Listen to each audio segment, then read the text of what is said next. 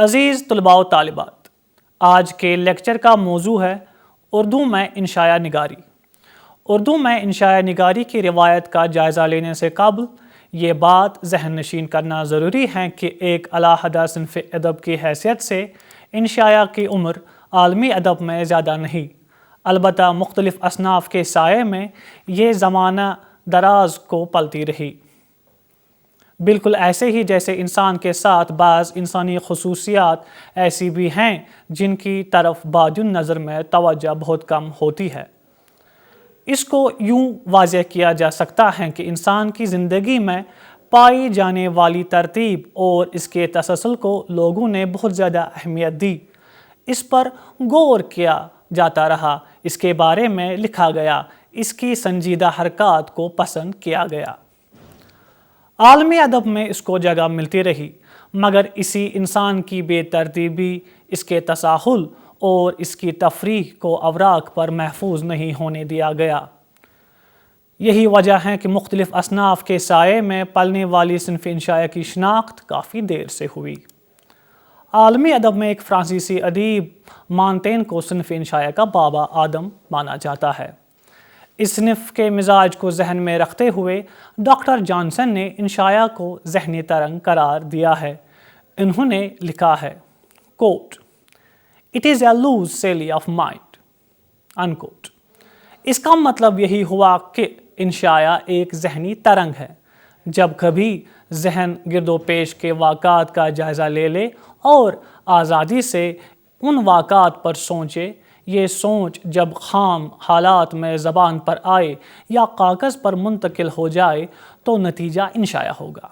مانتین نے جب اس کام کو شروع کیا تو اس وقت اس کی عمر کافی تھی اور محض اپنی یادداشت کو آزمانے کے لیے اسے مختلف عنوانوں پر بغیر کسی ترتیب اور تسلسل کے اپنے خیالات قلم بند کیے اور اس کو ایسائی نام دیا۔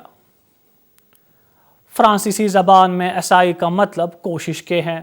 اس چیز کو سامنے رکھیں تو معلوم ہوتا ہے کہ انشاء جو ایسائی سے ایسے ہو گیا صرف ذہنی ترنگ نہیں بلکہ اس میں ارادہ بھی شامل ہے، عمر اور تجربے کی پختگی اور اس کا ایک حصہ ہے، کیونکہ مانتین نے زندگی کی کافی بہاروں کو دیکھا تھا۔ اس نے زندگی کا طویل سفر کیا تھا اور اس سفر میں مختلف مقامات آئے تھے۔ ہر مقام اپنے اندر کوئی نہ کوئی کشش رکھتا تھا جو یادداشت کی صورت میں ذہن سے چپک جائے۔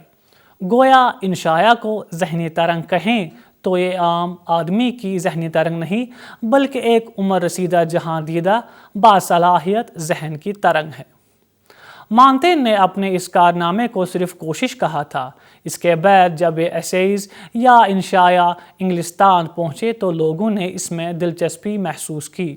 چنانچہ مانتین کے انتقال کے صرف 17 برس بعد بیکن نے اس صنف کی طرف توجہ کی، لیکن بیکن کا مزاج فلسفے کی طرف مائل تھا اور وہ زندگی بھر فلسفیانہ اور سیاست کی کشمکش میں رہ گیا۔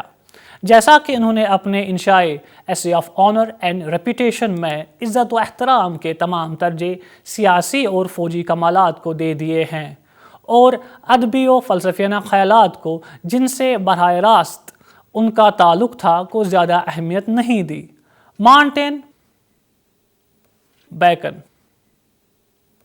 ہیزلٹ اور چارلس لیم کے انشائیوں سے معلوم ہوتا ہے کہ انشاء ایسی صنف ہے جس میں سنجیدہ اور نیم سنجیدہ، فلسفیانہ اور نیم فلسفیانہ سبھی باتیں بیان ہو سکتی ہیں۔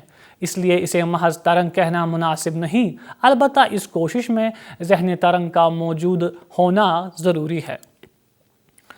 اردو میں انشاء کی روایت اور اس کی ابتدا کے سلسلے میں جاوید شسٹ ملحوجی کو انشاء نگار قرار دیتے ہوئے لکھتے ہیں کہ جس وقت مانتین انشاء لکھ رہا تھا تقریباً اسی زمانے میں وجی اپنی مشہور تصنیف صبرس لکھ رہے تھے۔ کوٹ ملحوجی عالمی ادب کے پہلے انشاء نگار مانتین اور انگلش ایسے کے موجد بیکن کا ہم عصر تھا اور عالمی سطح پر بھی ملحوجی کا تیسرا نمبر تھا۔ دوسرے لفظوں میں پہلے نمبر پر فرانسیسی انشاء، دوسرے پر انگلش ایسے اور تیسرے نمبر پر اردو انشاء۔ अनकोट। सबरस में इसके तमसीली अंदाज के बावजूद जावेद शिश्त ने इंशाए के आसार तलाश किए हैं। इस तरह की तहकीक को सामने रखा जाए तो इंशाया की रिवायत की तारीख बहुत पीछे तक चली जाती है, यानी इंशाया जो एक जहनी उपज या इनफरादी मिजाज का परतव है, बजाय खुद इतना ही पुराना होगा जितना खुद इंसानी मिजाज है। मगर यहाँ इंशाए को मिजाज की हद तक महदूद रख के नहीं देखना है। देखा जाए तो हर तरह की तहरीरों में इसके आसार पाए जाते हैं। जहाँ मुसन्निफ मौजू की संजीदगी से घबरा गया और थोड़ी देर के लिए कलम रोक लिया और आंखें बंद कर ली, ऊंची आवाज़ में सोचने लगा और थोड़ी देर के क़ियाम या आराम को लफ्ज़ों में डाल लिया और कागज़ पर उतार लिया, वहाँ इंशाया वजूद में आ गया। इसलिए ऐसे आसार या टुकड़े दरियाफ्त करना कोई बड़ी बात नहीं है। यह कहना हरगिज़ मकसद नहीं कि जावेद शिश्त ने सबरस की तमसील में इंशाए तलाश करके कोई मामूली काम किया है। ये काम अपनी जगह बहुत अहम है, मगर बहसियत एक सिनफ के इंशाए की रिवायत को तलाश करने के सिलसिले में इससे हमारी कोई मदद नहीं हो सकती, क्योंकि ये तर्ज सोच हमें उस ज़माने तक ले जाएगी जो माक़बल तारीख़ का है। लिहाजा इंशाया को सिनफ की हैसियत से पहचानने के सिलसिले में हमें मार्टेन से पीछे जाने की ज़रूरत नहीं, और यही से हमारे मौजूदा इंशाए की रिवायत शुरू होती है। अरबी में भी इंशाए लतीफ़ के उन्वान से बाज़ ऐसी चीज़ें मिलती हैं जिन पर इंशाए का इतलाक़ होता है, मगर उर्दू इंशाए का सिलसिला अंग्रेज़ी अदब के ज़रिए इसी फ़्रांसीसी इंशाए से मिलता है जिसे मानती ने ऐसा ही कहा, और इंग्लिस्तान पहुँच कर ये ऐसे हो गया जहाँ से उर्दू वालों ने इसे लिया। उर्दू में इंशाए की इब्तिदा दरअसल ज़रूरतन हुई। मंजूम और नसरी दास्तानों को वक्त ने तफ़हीम पारीना बनाया था। ज़िंदगी की गहमा गहमी बढ़ती गई। हिंदुस्तान के बाद सरकर्दा अदीब यहाँ के अदब को दास्तानों की छाप से आज़ाद करना चाहते थे। वो अदब में ज़िंदगी का मकसद तलाश करना चाहते थे। इसलिए जहाँ कहीं इन्हें अंग्रेज़ी इंशाए में ज़िंदगी के मुतालिक कोई कारआमद बात नज़र आई तो उसके लिए वो बेसाख्ता दाद का नजराना पेश करते और चाहते थे कि उर्दू में भी ऐसी चीज़ें आ जाए। यही वजह है कि उर्दू में इंशाए का आगाज़ तर्जुमों से हुआ। गोया उर्दू इंशाया मशरिक़ व मगरिब के इत्साल का नतीजा है। नावल और अफसाने की तरह इंशाया भी अंग्रेज़ी अदब के असर से उर्दू में आया। जैसा कि कहा गया है, उर्दू में इंशाए का आगाज़ तर्जुमों से हुआ। चुनांचे मोहम्मद हुसैन आज़ाद, सर सैयद अहमद खान, नवाब मोहसिनुल मुल्क,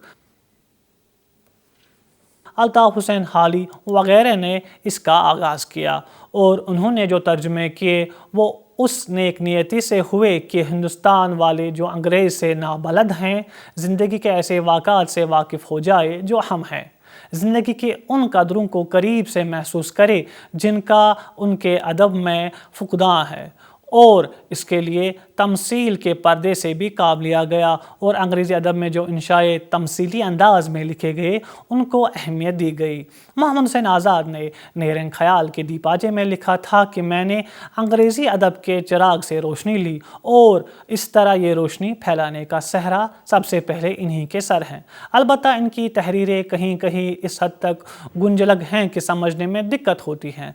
सर सैयद अहमद खान ने भी बाज़ मज़ामीन तर्जुमे किए और इन्हें तहज़्ज़ुबुल इख़लाक़ के ज़रिए आवाम तक पहुँचा दिया।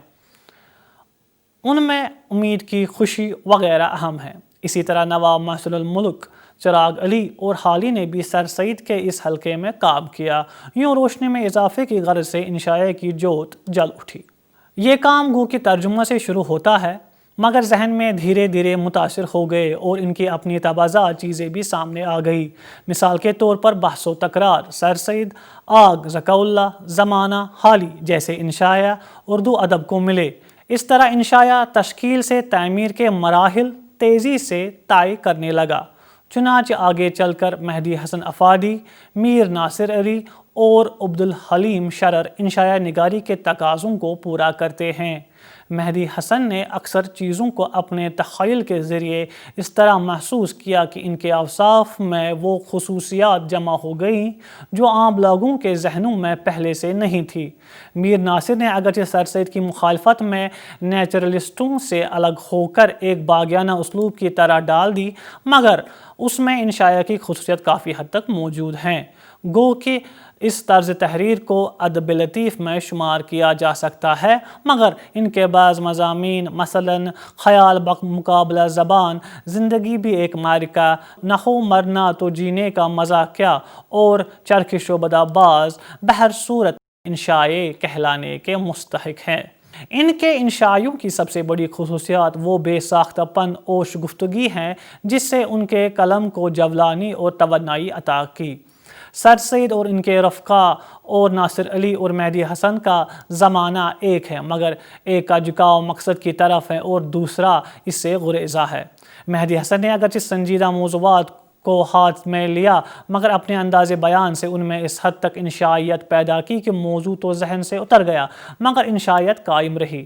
ان کے بعد شرر، سجاد انصاری، خواجہ حسن نظامی، سجاد حیدر یلدرم، سلطان حیدر جوش، وحید الدین سلیم، مرزا فرحت اللہ بیگ، مرزا عظیم بیگ چغتائی، ابوالکلام آزاد، عبد المجید سالک وغیرہ نے اس میدان میں اور وسعتیں پیدا کی۔ ان کے بعد نیاز فتح پوری اور رشید احمد صدیقی اس میدان میں متذکرہ لوگوں کی پیروی اور آنے والوں کی رہبری کرتے رہے۔ شرر نے اتنا لکھا کہ اب ان میں انشائیوں کی تلاش کرنا آسان نہیں۔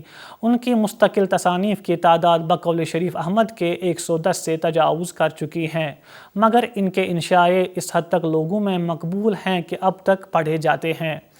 ان کا انشائیہ جوتا ان کی انشائیہ نگاری کے تمام کمالات کو اپنے اندر سمیٹے ہوئے ہے۔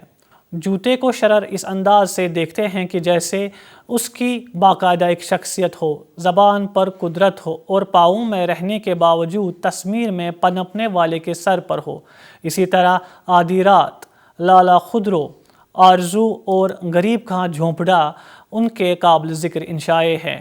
ان کے انشائیوں کے مطالعے سے یہ بات محسوس کیے بغیر نہیں رہ سکتے کہ انہوں نے اپنے تجربوں اور مشاہدوں کی روشنی میں اپنے تاثرات کو قلم برداشت لکھا ہے۔ سجاد حیدر یلدرم نے بھی انگریزی انشائے کی آب و تاب سے اردو کو روشناس کیا۔ ان کا مجموعہ مضامین خیالستان ہے۔ اس میں حضرت دل کی سوانح عمری، بھولی بسری یادیں، چڑیا چڈی کی کہانی انشائے کی رو سے قریب تر ہے۔ انشائیوں میں بھی بھرپور انشائیت، لطافت و نزاکت کا خیال ملتا ہے۔ نیاز فتح پوری نے بھی چند ایک انشائیہ یادگار چھوڑے ہیں جن میں اپنے مخصوص فلسفیانہ رنگ کی آمیزش کے ساتھ حیات و کائنات پر تنقید کی ہے۔ بقول سید ظہیر الدین مدنی کوٹ: ان کے ایسائز میں شعر کی کیف، شراب کی سکر اور شباب کی مستی کے ساتھ فلسفی کی نظر بھی ہے۔ انکوٹ۔ سلطان حیدر جوش کے انشائے بھی ایک خاص مقام رکھتے ہیں۔ ان کے انشائیوں کا مجموعہ جوش فکر مشہور ہے۔ اس مجموعے میں طلسم ازواج، مسٹر ابلیس، لیڈر واقعی انگریزی انشائیہ کی صف اول سے کسی طور بھی پیچھے نہیں۔ خواجہ حسن نظامی نے بہترین انشائے یادگار چھوڑے ہیں۔ ان کے انشائیوں کا مجموعہ سی پارہ دل ہے۔ ان میں مکھی، الو، دیا سلائی، لیمپ، لالٹین وغیرہ نہایت شگفتہ اور بلند درجے کے انشائے ہیں۔ خواجہ حسن نظامی نے حقیر اور معمولی موضوعات پر جس اعلیٰ پائے کے انشائے لکھے ہیں وہ ایک اچھے انشائے نگار کی باریک بینی، مشاہدے کی گہرائی اور ذہن رسا کی شہادت دے رہے ہیں۔ ان کے انشائے ہر طرح سے انشائیوں کے تقاضوں اور لوازمات کو پورا کرتے نظر آتے ہیں۔